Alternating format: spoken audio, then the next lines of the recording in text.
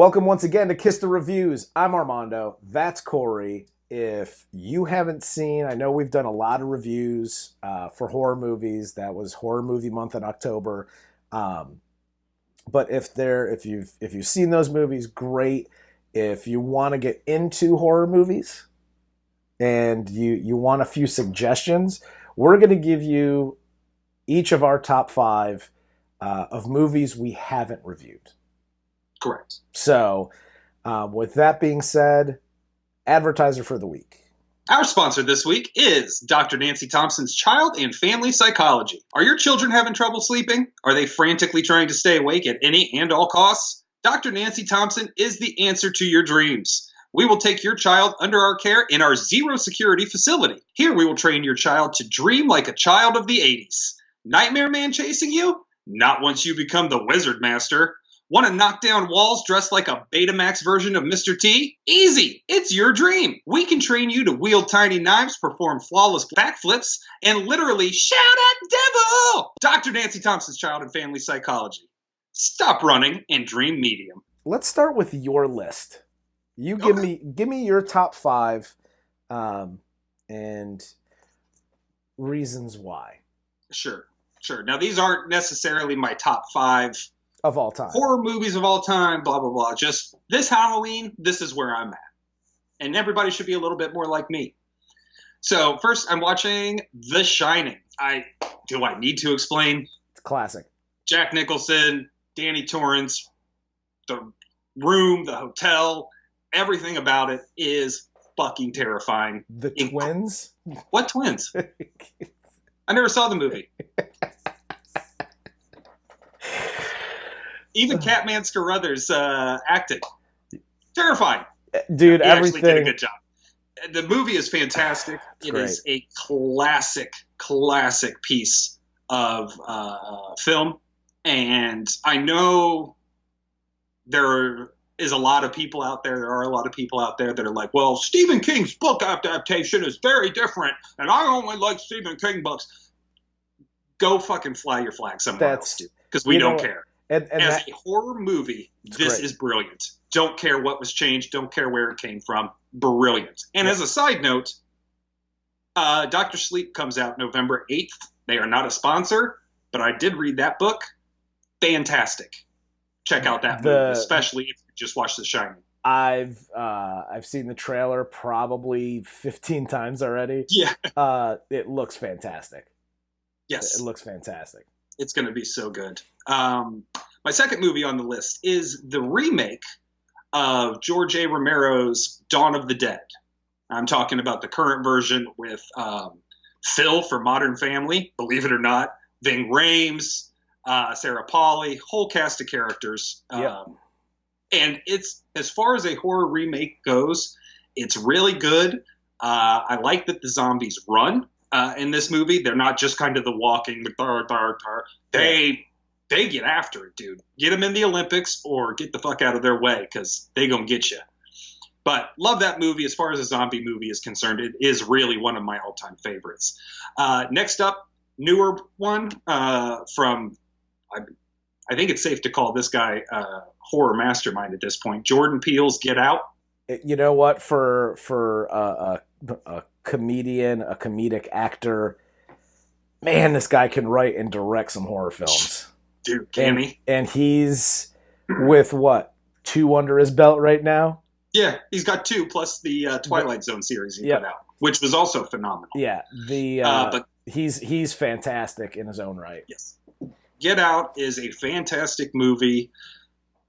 Just from even if you're not into the race shit that goes on, any of that stuff just turns you off.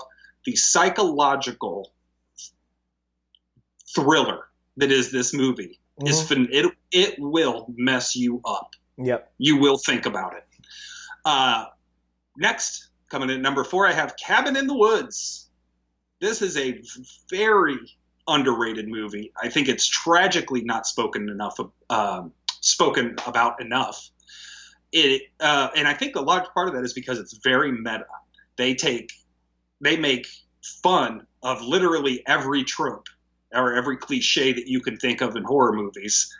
And then they spin it on its head at the end. This is a movie I literally had to watch 3 times just to kind of get where everything was in order. And once you watch it, you'll watch it a second time. I can almost guarantee that.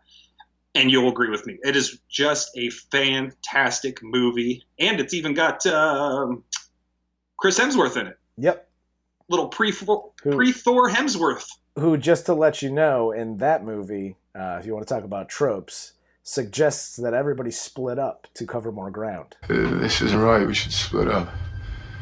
We can cover more ground that way. Yeah. Yeah, good idea. Yes. Yes.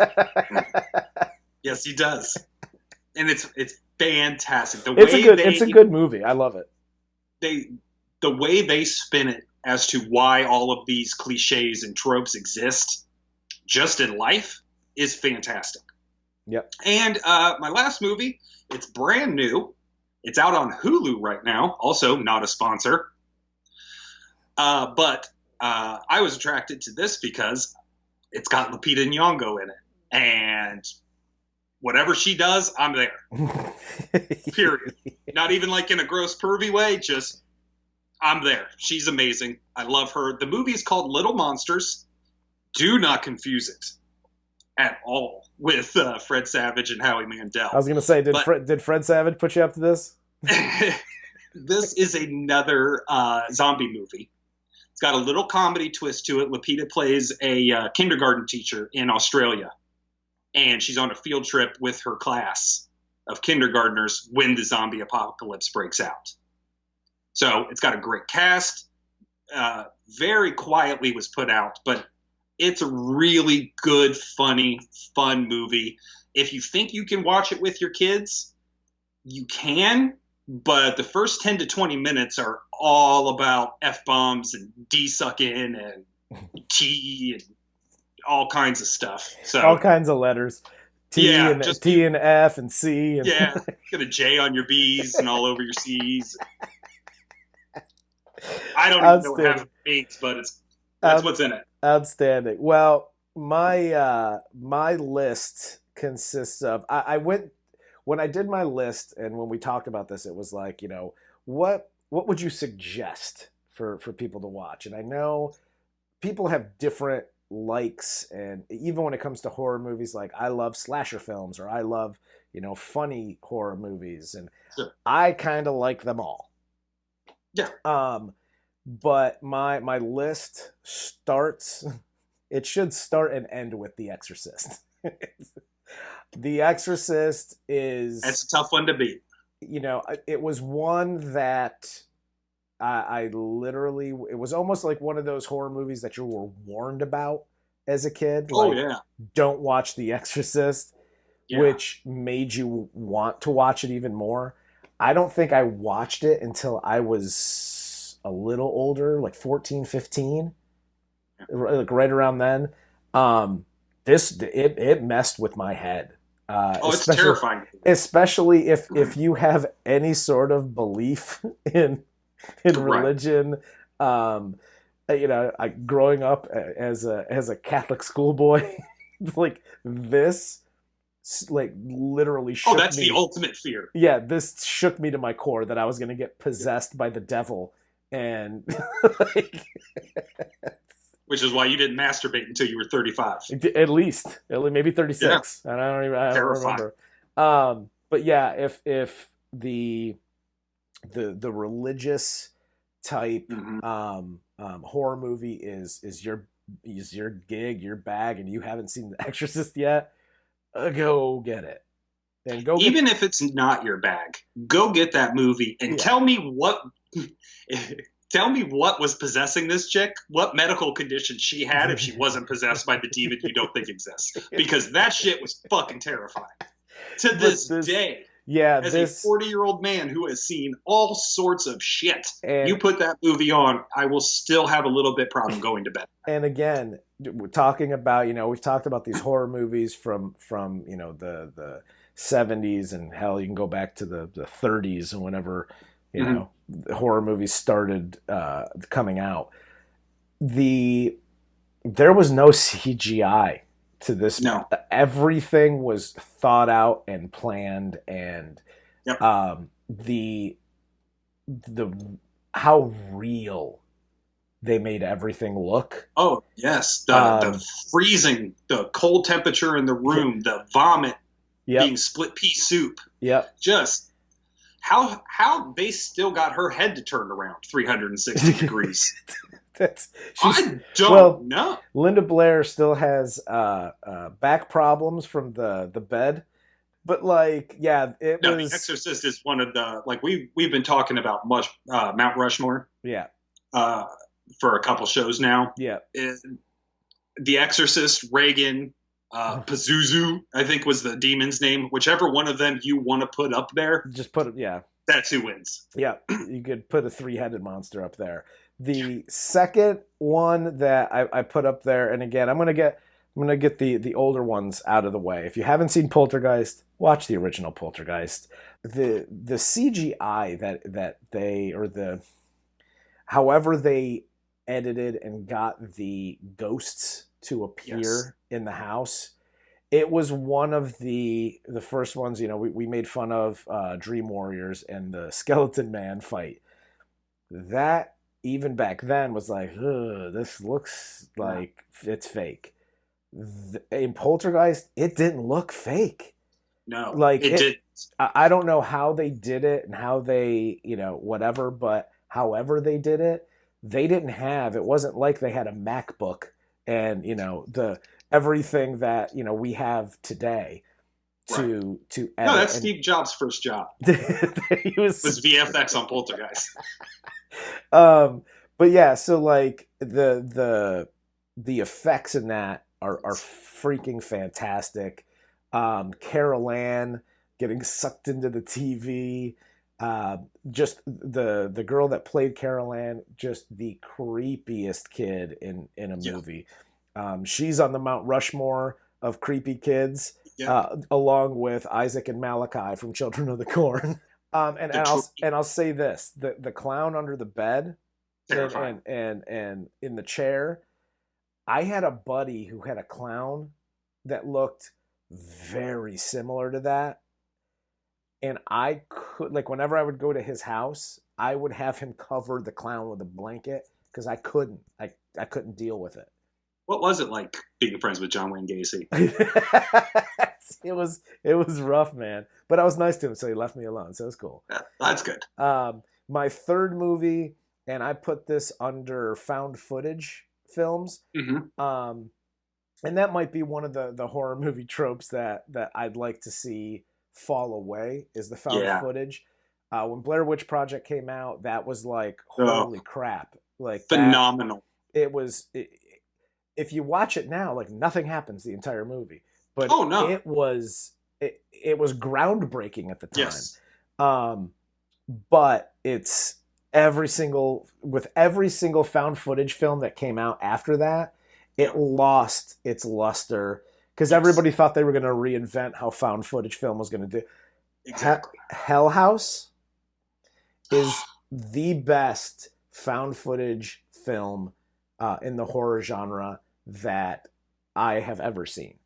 Yes. Looking back on it, because you suggested this movie to me, I was actually going to put this on my list and then had like a very weird case of plagiarism since you were the one that actually suggested I watch the movie. But dude, I have not been that scared by a horror movie. Yep. And I don't even know how long. It was truly terrifying. I was sucked in. And again, once I see a found footage film, I'm done. I'm almost over it at this point. Like, I'm like, found footage, great. There's a couple that have come out recently that I'm like, okay, I can get with this. Yep. Hell House was one of them. House LLC. I think it's on Amazon, right? I think so. Yeah. I know you can get it with Shudder because I got Shudder. But it was one of those movies where you're sitting there and you're watching it. It's trotting along like every other found footage movie does. And then the first scare. Yep. And I won't say it because I know a lot of people have not seen this movie. Yeah. But the first scare you get, it doesn't stop after that. No. I mean, it's full effing throttle. Yep. And it is scary. Like I am a type of guy where I can watch a movie and do something else in the background. Yeah, me and too. Look up and I can catch up. This movie, once the scare started, because I got lucky enough, I caught it right away. I didn't turn away. Yep. I was hooked and absolutely terrified. Fantastic movie. Yeah. No, this movie was great, and they did the found footage justice. Like this is how you shoot that. Yep, they did that right. They even have 2 sequels that they hastily put out. Yes, they're not bad. They're not great. They're not. They're not as good. The first one is definitely the one that's just it's going to kick you in the nuts. FYI. Yeah. The next 2 are good, but they are not, the first one puts them both to shame. Yes. Where am I? 4. If you like a comedy horror film, a horror, if you will, done right, they are great. So my favorite and one that you should watch, and you've probably seen it on Netflix 1,000 times, and you've skipped over it. And when it first came to Netflix, I skipped over it probably 12 or 24 times. Mm-hmm. Tucker and Dale versus Evil. As far as a horror film goes, it's fantastic. As far as it's great comedy, it's mixed so well, and it's not one of these we're trying to be serious and it's funny. It's purposefully comedic. From the characters of Tucker and Dale to the teenagers that come to their area in the woods. It's casted well, it's acted well, and the comedy is just you're not going to get scared, even though it's considered a horror film. Right. But you will laugh and cringe the whole way through the movie. Oh yeah, it's one of those movies where it's good, and I put it in that kind of groundbreaking, revolutionary, because it's not just a standard comedy like Shaun of the Dead. Yeah. Set into a zombie film. Yeah. This is just all like the worst case scenario for assuming shit, living in this headline reading world, kind of like, oh, this is happening. Like letting your imagination just run wild. This movie is so brilliant. It's on how just 2 or 3 miscommunications and everything goes to shit. And that's the funniest thing is 2 or 3 miscommunications, and it's a horror movie for the next hour and a half. Like, right. It's perfect. If you haven't seen that, absolutely. And I think it's still on Netflix. Yeah, I think so. And then my last one, my 5th one, The Babadook. Oh yes. The Babadook. Duke.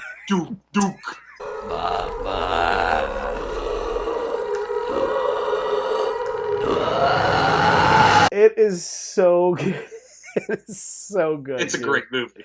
I can't tell you. It was one of those things I was like, let me see The Babadook. Okay, it's a horror film. Okay, you read the little thing. I'm like, all right. It takes place in England. I thought it was Australia. What is it? Australia? I think it's Australia. Yeah. I think it is Australia. I have problems with their accents. They all sound. That's okay. That's why AJ Frost Animal Crackers, and they're no longer a sponsor. They got mad because I didn't give the Babadook enough credit. Right. So this it's a woman, single mom, her son. Her son gets a hold of a book, finds a book in their house, and it's like a children's book, but it's like a weird, creepy children's book that like ends with the Babadook like killing the kid at the end of the book. It's like Shel Silverstein, the guy who wrote Where the Wild Things Are, and Wes Craven all got together and were like, let's write a fucking children's book. Let's write a horror genre children's series, and we'll start with this book.